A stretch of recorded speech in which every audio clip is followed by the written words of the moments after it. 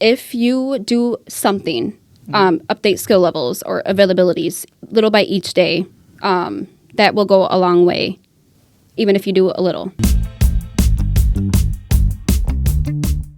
Buns, Burgers, Big Ideas. Welcome back to the studio. I'm Riley, and with me is Nick today. Woo! This is a podcast for us, by us, and thank you for being here.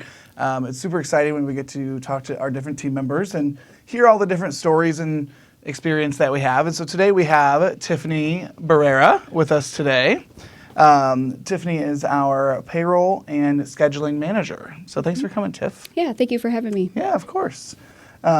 Nick, you look like you have Riley, something to say. I was actually thinking about something to say because I don't have anything to say. So welcome, Tiffany. We're excited Now, to. that doesn't happen. You always have something. When it does happen, I say write it down, though, because it's only happened like 4 times.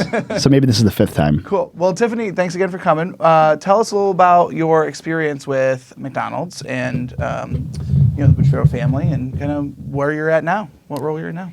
Yeah, so I actually started as a crew member, worked my way up as a manager, department manager, and in the office as hiring, and a little bit of HR, and now payroll and scheduling manager. So Wow, that's Now, I think Tiffany and I started together in Madison Road. Is that right? yes, we did work together. Yes. Was I the general manager at the time? Mm-hmm. Okay, cool. And all right. I'm just trying to take some credit here for having an awesome, another awesome member of the team because of. So you started as crew, though? Yes. You started as crew? I was the general manager at the time. No, but with McDonald's. I did start as crew. Yes, So I did. 3 crew people. Boom. There we go. Hands in. Iron Let's Arch on Iron three. Arch. 1, 2, 3. Iron Arch. Boom. No, but super cool. So crew trainer, you were in the restaurants for a little bit, department manager. How long were you in the restaurants before you moved to the hiring side of things? 7 years. 7? Nice. Yes. How was that transition? At first, I was like, it's so quiet.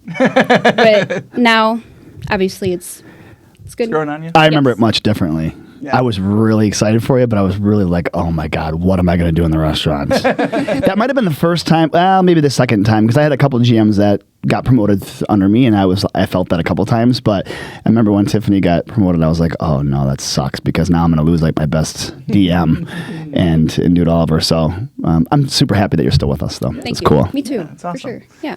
So let's fast forward then. You did some hiring, did some HR stuff here and there, and now you're the payroll and scheduling manager. So you've got a couple team members under you helping Yes. us do the schedule and payroll. Tell us a little bit about that department. And it's pretty new, right? It is pretty new. So it's a new program that we have started with the scheduling program.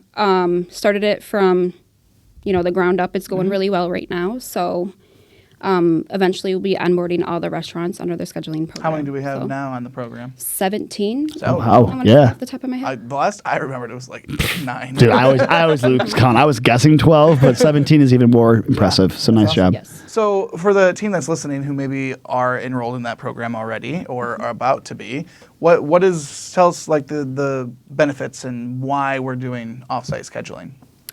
We are doing offsite scheduling for profitability and as well as, I guess, being fair with everybody. There's no emotion in the restaurants with the schedules and things like that. So that's what the scheduling team is about, and working off of actually data, the availabilities and their skill level ratings. That is super cool. I don't know about you guys, but when I was a scheduling manager, I worked with a lot of my friends. I was 18. And even if I tried to take emotion out of it, couldn't. I couldn't. Like, there was always that one friend or that one person come and be like, you schedule me on this day. I'm like, cool, I'll figure it out. Yep. Well, that's not how you run a business. It's not how you stay profitable. Right. So it's super cool that we're working on that program and that we're getting those wheels moving. And just be honest, how has it been received so far from the 17? At first, they were a little nervous or, oh my gosh, like shocked. But as it goes on and as everything is worked out, they are actually liking it. I want to say from everybody for the most part that I know of. So Good. And not only that, but it also gives the general manager and the leadership team there at the restaurants level, more time to actually work on the business. yes, and develop their team. Yeah. Yeah, that's awesome. So I think you're hiring right now, are you not? We are. Nice. So When this episode airs, feel free to talk to your general manager if there's any team members. What are we hiring for, Tiff? Schedule specialists. Schedule specialists. And they are responsible for?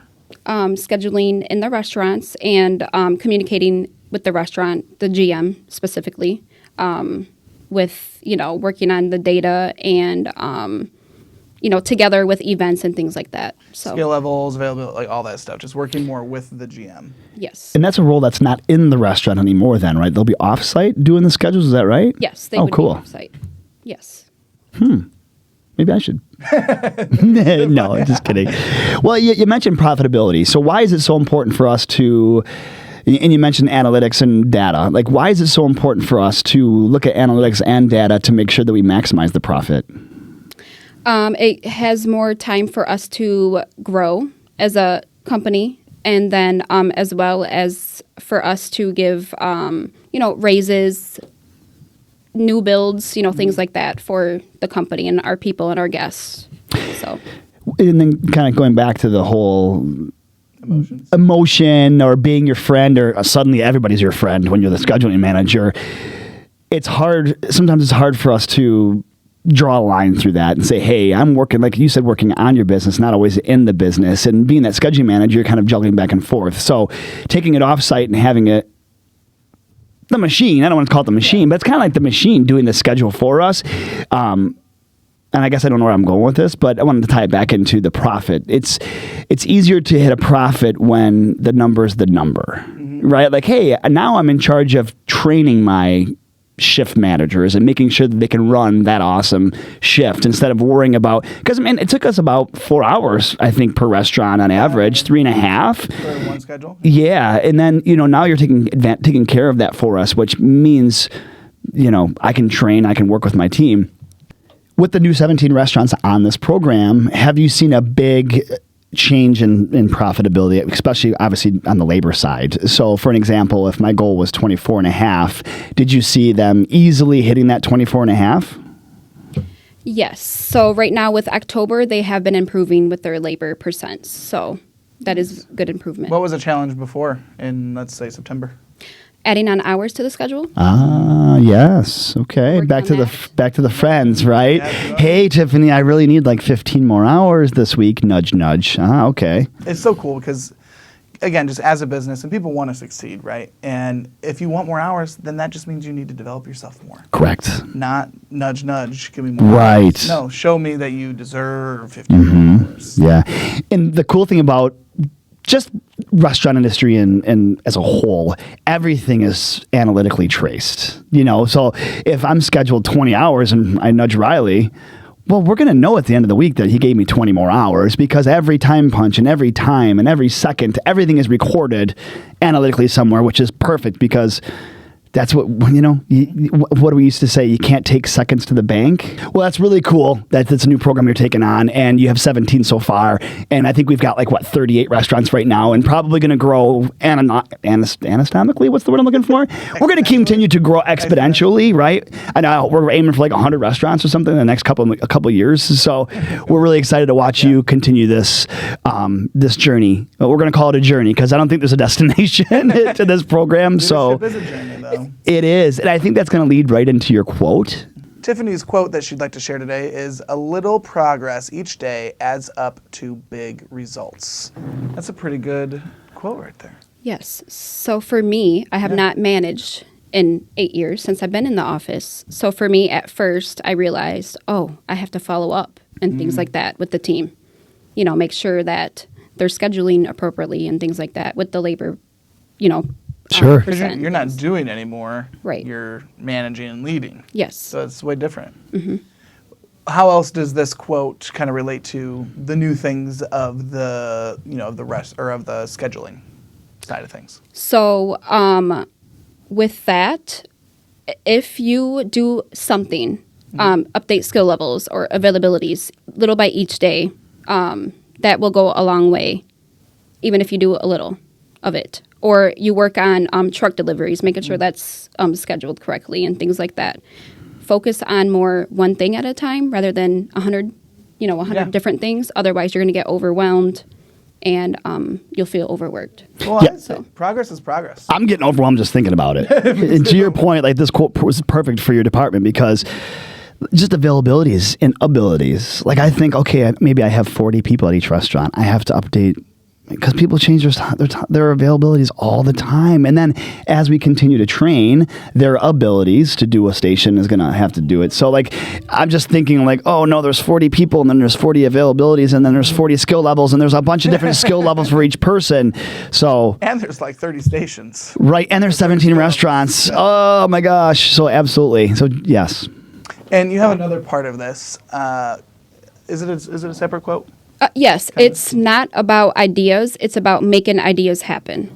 So it's action over thought. Yes. Tell me more about that. What does that mean to you? So even in the restaurant, if you have an idea that you want to try differently, then just do it rather than waiting around. And I've learned that as well in my new position. So just have a thought, sure, but let's do it. What would happen if we don't do it? What happens? You won't feel necessarily that you're progressing. So like many people say, a goal without action is just a thought or just a wish or a dream. I think that's how it works. And it's the same thing. Like, and I'm going to chop the saying. And of course, my brain's not working right now. Of course, but people that sit and think and analyze about what they want to do, they get stuck in that rut. Like they get stuck in that loop of just making it better. Oh, okay. Like, use Noah's Ark as an example. If Noah's Ark made that Ark perfect, we probably wouldn't be here, right? Like if we would have sat and overanalyzed and made it pretty windows and stern, that was, I don't know what a stern is, but you get what I'm saying. Like if we overanalyze, we never get started. So if you were still sitting here thinking about the process, you might be 3 or 4 months into the process with nothing started. So was it scary for you? Because it sounds like that's not your personality.